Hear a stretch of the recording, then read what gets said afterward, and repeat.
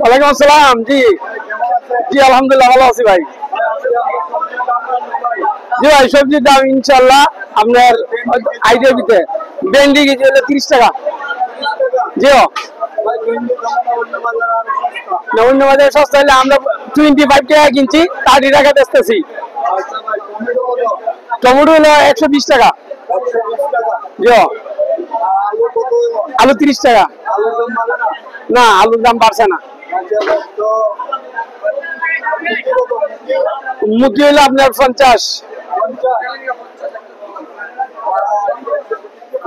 জি এটা হলো উস্তিয়া 80 টাকা কেজি। কাঁচামরিচ হলে 60 টাকা কিলো। লেবু হলো 20 টাকা আলি, 4টা 20, 5 টাকা 20। শসা হলো আপনার 35 টাকা কিলো। চাল কুমড়া হলো 50 টাকা পিস।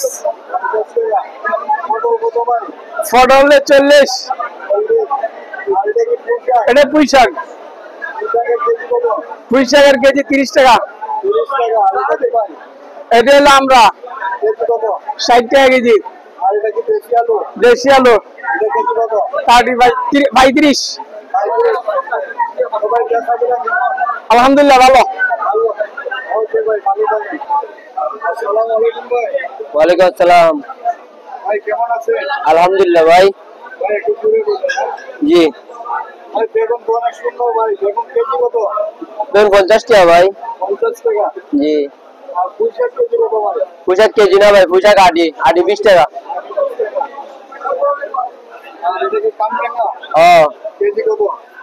কেজি ভাই 30 টাকা। আমরা কেজি 50 টাকা ভাই। কচু ভাই 50 টাকা কেজি। লেবু পাকা লেবু। রসের লেগে ভাই, রসের লেবু অনেকে শরবত খায় ভাই। পিস ভাই 5 টাকা পিস। সবুজ হলে 10 টাকা হইতো। ফুচকা 50 টাকা কেজি ভাই। ভেন্ডি 30 টাকা। আচ্ছা ভাই 70 টাকা কেজি ভাই। দুনিয়া পাতা। আটা ভাই 10 টাকা আটা ভাই।